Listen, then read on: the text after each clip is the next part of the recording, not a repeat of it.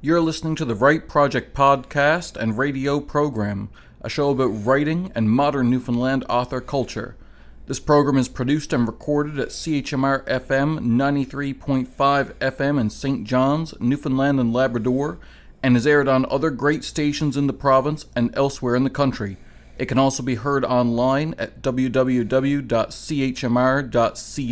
I'm your host, Matthew LeDrew. Welcome to a special episode of the Write Project podcast, where today we're going to be discussing the book The Starving by John Dobbin. John Dobbin has been a frequent guest of the Write Project podcast before. His book The Starving came out in early 2019 to rave reviews and a bestseller status on Amazon. To discuss it, we've got on best-selling author Ali House, author of The Sixth Elemental and The Fifth Queen, and the upcoming The Lightbulb Forest. We have Jenna Blackmore, author of The Line Matter, The Curse of Rhiannon, and A Chained Sunrise. BC Labeled, the author of Juris Lunans, Upon a Wake of Flame, To Drown in Sand, and To Drown in Ash. And Nicole Little, whose best-selling fiction has appeared in the From the Rock books, including Dystopia from the Rock and Flights from the Rock, as well as a prominent feature in Kitsora the Autobiography. For those who don't know, The Starving is a Weird West Western-style horror written by Dobbin. From the back cover, something evil grows in the heart of Colorado. Bill Weston was a man of the West. He knew it. Its land, its people, its stories. It was where he plied his trade, hunting men for money. His life wasn't easy, but it was predictable. All that changed when he captured Faraway Sue, and he was led on a trip through the Colorado forests. In those unknown wilds, Weston was confronted by an ancient evil, bent and twisted by time and hunger. It would take everything in him to make it out alive. But what can a man do when faced with a creature out of myth and legend? Find a way to survive, or be changed forever. To kick it off, I loved The Starving, but obviously I loved it because I am one of the publishers at Engine Books, and I read it and adored it. I actually read it for the first time when the first 20 to 30,000 words of it were handed in to me for the first 48-hour novel writing contest, which is, to my knowledge, is where I met John Dobbin.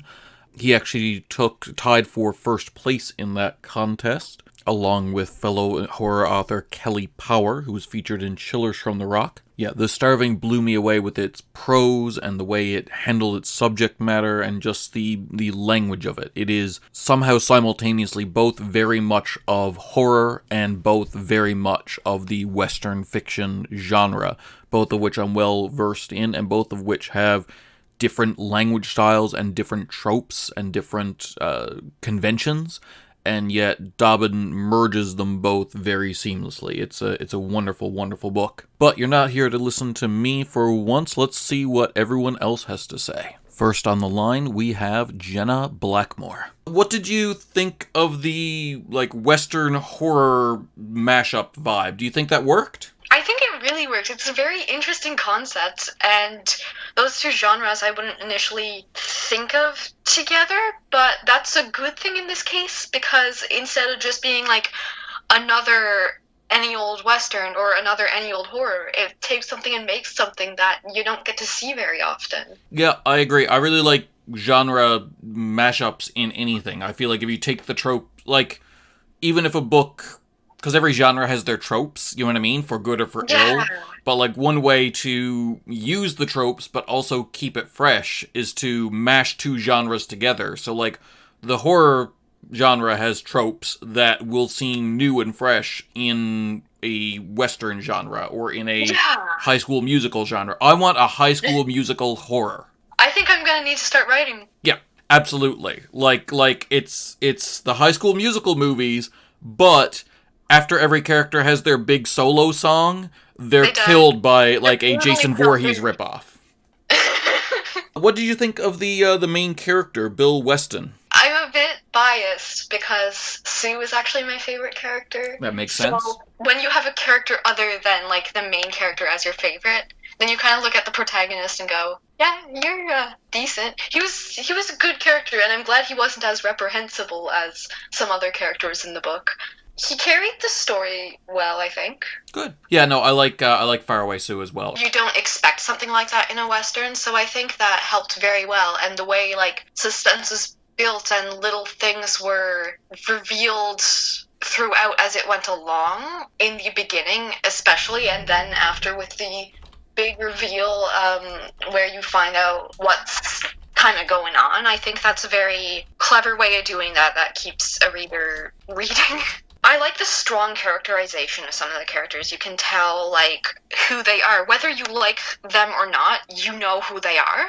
And I liked how it seemed very descriptive, and yet giving enough detail so you wouldn't be confused, and yet not too much detail that it wouldn't be engaging. Thank you so much, Jenna. Next up, as we said, we have best-selling author Ali House, whose book The Lightbulb Forest comes out in early 2020. It is a collection of her short fiction. I'm interested to see what you thought of The Starving, Ali. I thought it was a really great read. Reading a thriller really helps you get chills when it's a very warm night outside. Funny. Yeah, it's been hot here. Yeah, good summer read, I'm hearing. Oh, yeah. I haven't read a lot of Westerns or watched a lot of Western movies, but now that I think about it, a Western is kind of a great setting for a horror movie because of the small towns and the isolation, and anything could come from anywhere, and there's just a lot out there in the world you don't know. Yeah. So it's a really great setting. Yeah, no, I thought so too. And the lack of knowledge of certain things brings a certain tension. The lack of technology brings a certain attention to it. In a modern setting, you've got to go through a lot of work to get your characters that stripped down, but not in this kind of thing. Yeah, like in a Western, you don't have to cut the phone lines or take the gas out of the car or something. Yeah, exactly. Absolutely. Yeah, exactly. What'd you think of the monster behind it all, the Wendigo, or the Wendigo? Yeah, I think the first time I heard of a Wendigo was watching Supernatural, and I think that it sounds like a really great monster that makes sense in this world. Like, the way that the monster is created and how it, goes through the world, it makes sense in this setting. So I really like that it didn't seem very out of place. And, I mean, creepy. Those horns are terrifying. The first time I came across a Wendigo creature was in X-Men. Really? Yeah, it was Wolverine's first enemy when he teamed up with the Hulk. So every so often they'll bring him back for fun. Interesting. Yeah. Because they also have Wendigo in Until Dawn, the game, I believe. What did you like best about the novel, if anything? I would say one of the things that I really enjoyed about the novel was that about 1/3 of the way in, I started coming up with a bunch of theories of what could be happening. So I was trying to figure out what the mystery was, what the monster was, and I was really engaged in the story because I really like stories that kind of make me think about them and make me imagine what might happen next, and then reading to see whether I'm right or wrong and to pick up on clues. No, I definitely like books that make me think and keep me engaged like that. Absolutely. What did you dislike about the book, if I can ask you to find an example of that? How long the racist character was in it for. Yeah. Actually, it's funny because someone commented and they had a hard time with the book. Like, almost like they thought the book, was a little bit racist. And I'm like, he dies a pretty horrible end, Like, I don't think the book is advocating him at all. Yeah, and I mean, in that time you would have had people who thought like that, and honestly probably a lot more people like that. And I mean, it does help show that the other people are more tolerant by having someone who's such a jerk. But you're also like, can we kill him yet? Can he die yet? Is he dead now? Please let him be dead. Yeah. Would you read more from this author? Yes, I would read more from this author because I like spooky stuff, and he did good spooky stuff. He does do good spooky stuff. He does good spooky. Yeah. Absolutely. Absolutely. All right, well, thank you very much, Ali. Ah, you're welcome.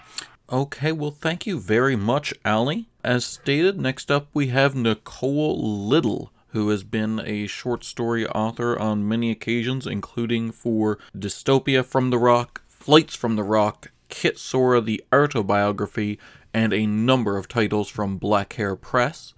Nicole Little, what did you think of The Starving? All right, Nicole, what did you think of The Starving by John Dobbin? First impressions, overall thoughts, whatever you want. The first time I read it, because I've actually read it twice now, the first time I read it, I was really struck by how stark it is, and it just sort of really gets in your face right from the beginning.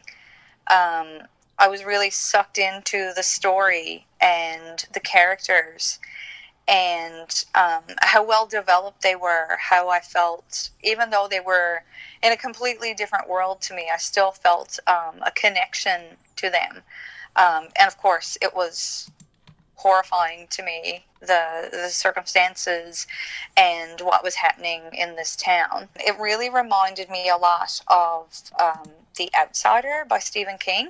Okay. Same sort of really dark undertones, and you're not really sure who's going to come out alive in the end of it, if anyone will. Fair. Okay. What was your favorite part of it, if you had to pick a favorite thing? I distinctly remember the beginning of chapter 19, okay. Which is when, I don't want to give too many spoilers, but it's when they first discover Bethany. And one of the things that really scares me in movies or books or anything like that, it's like creepy kids. I know.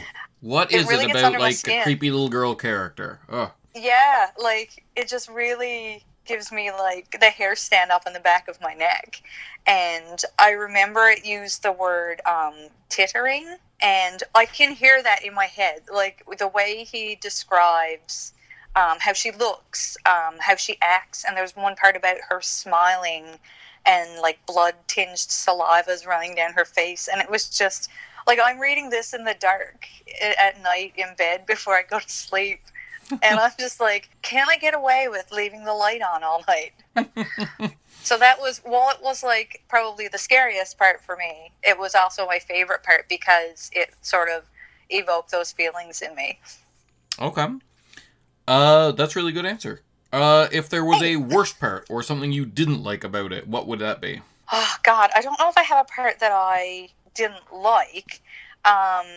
There were several deaths in the book. Again, I don't want to give too many spoilers for people that haven't read it. Okay. But I was deeply saddened by a couple of deaths in the book.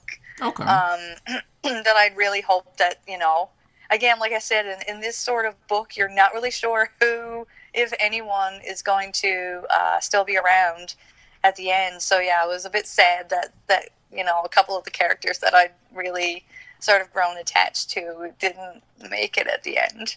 Okay, great answer. Final question. One reader commented that they were put off by the use of language, like there was some, because of the period that it took place in, there were some, like, slurs against ethnic people and stuff like that. And there's been a bit of a debate among the people I've spoken to where it's like, would it have been better to have left it out and kind of whitewashed history, or was it better to put it in and it's like, no, this is the way we were, let's confront that? I can see both sides. I definitely do. I've read a few like discussions online, a few articles and things like that. I personally did not have a problem with it in the book. As you said, it's like the period that it was in, that would have been like the sort of language that would have been used. Was it disturbing? Was it confronting? Sure. But I think that sort of added it to the like the bad guys, I guess, in the book, like the character that was not so great. It kind of made you hate him a little bit more. And yeah, like I said, personally, I didn't have an issue with it. I think it added to the tone of the book and where it had taken place anyways. But I can definitely see how it would have, you know, probably been a little bit too much for some people. Sure. All right. One last thing. Would you recommend the book to people who are interested in the Western or thriller genres? Oh, 100%. Like, I don't read Westerns. I read horror. I love horror.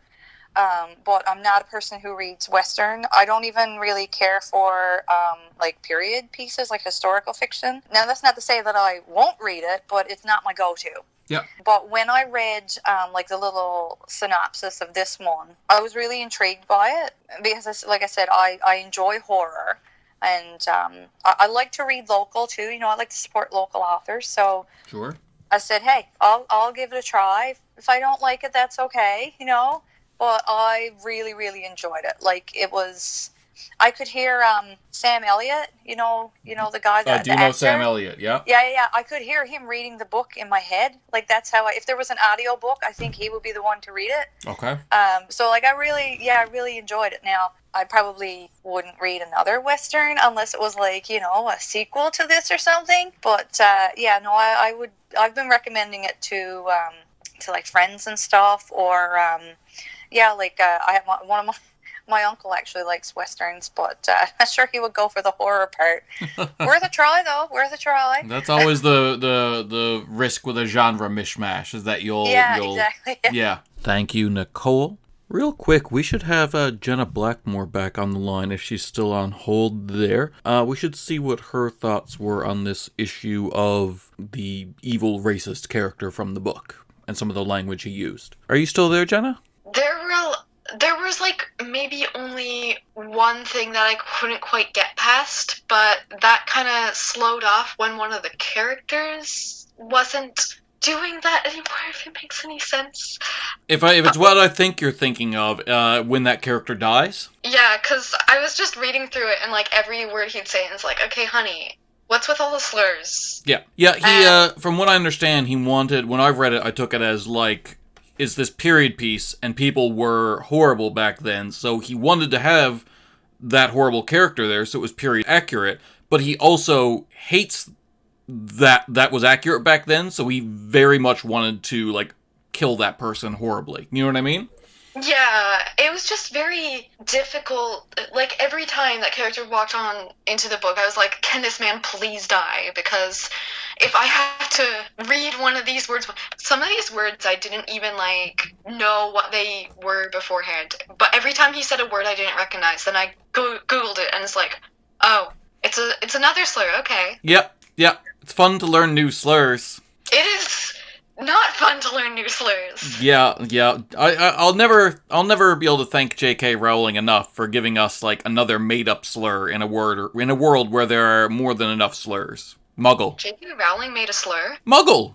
Oh, okay. I'm so out of touch with Harry Potter. Okay, that is fair criticism. Absolutely. Thank you so much, Jenna. And as we said, finally, we've got on B.C. Labeled. An amazing author of the 10th Lunan Regiment trilogy. B.C. Labeled, what did you think of The Starving? One of the first things that really kicked me off with it was the setting. So, like, Western horror, I don't think has been drilled very deeply into historically, at least not that I can recall. I agree. So, I used to run like Call of Cthulhu games in high school, and we're talking about the 80s and 90s, right? And Gothic horror was set in the 20s, and there were a variety of different environments that you could use to sort of write in that genre, but no one was doing it. King didn't do it. The closest you might have gotten once in a while was like an eerie Jonah Hex copy of the comic book. So it was just this untapped potential just sitting there. And, you know, there have been a couple of films that have sort of touched on it, but they haven't really, you know, hit the lights on with it. So when I saw the cover, I thought, I wonder if this is like somebody actually finally dipping into that world. And then sure enough, you're looking at what reminds me of like Predator and Lovecraft combined with Hell on Wheels or any of those genre pieces that were like, it's so rich for that kind of writing, that kind of context. Thank you. Yeah, no, that's really great. I agree, actually, completely. And yeah, to my knowledge, those two things haven't been mashed together a lot. I'm sure it's been done, positive, but there hasn't been a lot of it yet, so it feels fresh. Even though it's taking the tropes of one and kind of smashing it against the tropes of the other, it still works because just a tired trope in a new context can feel really fresh and new. It can, yeah. And what I like about it is that when you look at those new contexts, those new settings, and I always used to think about this a lot. I always try to think about it a lot with anything like I'm working on. If you take away technological tools and continue to back the threat of the antagonist up in time, right? So you're stripping away like automatic weapons. Like you think about Predator without machine guns, it wasn't going to work. That was pretty groundbreaking at the time. But you think about this idea of like an unstoppable monster from a supernatural basis, and you're very limited in terms of what you can use against that, except your own personal attributes, the stuff you can come up with, your ideas, maybe some bullets, and flame. It pulls it primitive, and that's what I like about Dobbin's book. That's one of the things. It takes away all the toys and makes you get very feral with how the main characters are going to get through this. In fact, they did that in Predator because they stripped away everything Arnie had and just covered it in muck and said, okay, you got to try and deal with this. And that's what makes you buy into the protagonist, right? I mean, the Old West is eerie anyway. It just is. And the idea that no one really tapped into the boogeyman that could be in the woods other than the sort of historical conflicts that they already faced. Like, sure, it might have been a grizzly bear. But what Dobbins did was introduce the idea of this North American latent threat that was above and beyond, like, class structure or conflicts with First Nations or anything like that. That there was something else, and he tapped into that, and I think he did it really well. Yeah, thank you. Yeah, no, I think so too. What did you think of the main character, Bill Weston? Bill Weston presents with a really interesting. He's got that classic scarred past kind of idea. He struck me as very quiet. I really enjoyed the character a lot, especially like his internal dialogue when he's trying to process stuff, and yet his determination, like when he's simply like, no, I have to do this, and I have to keep doing this, and I'm not sure how it's going to turn out. But Dobbins wrote him in a very subdued kind of way. There wasn't a lot of superhero capes going on. There wasn't a lot of Saturday morning cartoon stuff. It was like he's simply trapped. And one of the things I liked about the whole setting of the book is that, and I was going to bring this up later, any environment he stepped into was claustrophobic. So the room, all the rooms are too small. When they're in a field, it's too dark, or it's foggy, or it's smoke-filled. Like every scene he wrote, and it didn't come across in a repetitive way. Every scene he wrote was a very small tabletop. It was a very small setting. And you got this claustrophobic sense throughout the whole book. But the whole time, Weston is still choosing to go into those small rooms or these little gullies or these little pathways. It was just something Dobbins did, I think, inherently. I'm not sure he consciously did it. I haven't really met him or talked to him. I'd love to. But everything's narrow and tight and small. And so you know you're facing something that's huge, and Weston does too after he sees it for the first time, and yet he's still persistent. He's still determined to do this, and then he's got this haunting thing from his background that's pushing him forward. What is the character's motivation? And I got to admit, I ripped through the book. Like, I read it really fast, but not because for any other reason other than just it's a good page turner and you fly through it. But I don't remember Bill Weston's primary motivation being fully unveiled. I remember like he alluded to it in a flashback, and so that just left me wanting more. It was just telling me that, okay, Bill Weston hopefully is going to continue to have these adventures, and we get to learn more about what went down on his farm. I know that there is more. There was a short story with Bill Weston in Chillers from the Rock, I want to say. And I know he's got another few novels in the works. One, there's already a draft done. So yeah, absolutely. Oh, that's awesome. What did you think of the monster, the Wendigo? Not to spoil for people who haven't read it. I kept thinking of the King in Yellow. I kept thinking of Hastur. I kept thinking of like old school Lovecraft references, the classic stuff that I grew up on. And it's kind of the way he describes it is sort of bony and messy and inconsistent, and I just loved that. It was very surreal and unstructured. You never had a really clear understanding of what it was you were looking at, but you didn't really want to anyway. It reminded me of like the images suggested through True Detective and things like that, which I was just all over. Every time it was going to threaten to present, I was like, oh, this is going to be cool, because I want to see what this thing looks like. So yeah, I thought the creature was a great creation. You can tell he put a lot of work into its design and so how it moved around and how it, and I don't mean in terms of physically, kinetically moving, but in terms of how it hopped from scene to scene and was just there. It was just like, there's this great white shark kind of thing going on with it when you're trapped in the town and in the woods. So yeah, I thought it was a great creature. One person commented a lot on the slurs that were used in it, and my answer to that is typically to not put it in there is to kind of whitewash history. You know what I mean? Literally. Yeah, to me, like, the character that is overtly racist in the book dies a horrible death, so it kind of has it's kind of inadvertently saying, hey, this is bad, you know? But what are your thoughts on that? Yeah, I appreciate that. So, as a writer, you've got to choose your path, and you got to choose, especially if you're writing about past periods, but you've also got to balance that against current mindsets and social demands and the times that we live in. I kind of bang against this all the time because, like, I write stuff my mom can't read. And so I'm actively choosing to present characters, and especially their language, that is going to ostracize a certain audience. So why did Dobbins do that? Well, I think that anything else can be disingenuous. I think that I tend to be very Quentin Tarantino about it, or even to reach way back and point to like Ralph Bakshi, because half of Ralph Bakshi's films could not be made today. Yeah. In the current climate. It's probably true of Quentin Tarantino's too. The only issue with that, and I would argue Elmore Leonard's books. I argue Mark Twain. Yeah. Huckleberry Finn. Like people read that today and think it's a racist book, and I'm like, no, it's possibly the first anti-racist book, actually. Right. So there's an automatic flare of response. Dave Chappelle talks about this. Not that I'm a huge fan of his, but he does talk about this, and I appreciate his perspective on it. There's a huge flare of response initially, and then people sort of tweet about things, and then they don't really look into the details. And I think that as long as you're willing to, take your stand and say, this is the reason this is in here, this is a historical context. These words were spoken. We can't sort of sanitize cultural snapshots of things. And if you want us to, you probably should read the books, because we can't write like that. And I suspect Dobbins is like that. I know I am. There's nothing I can do.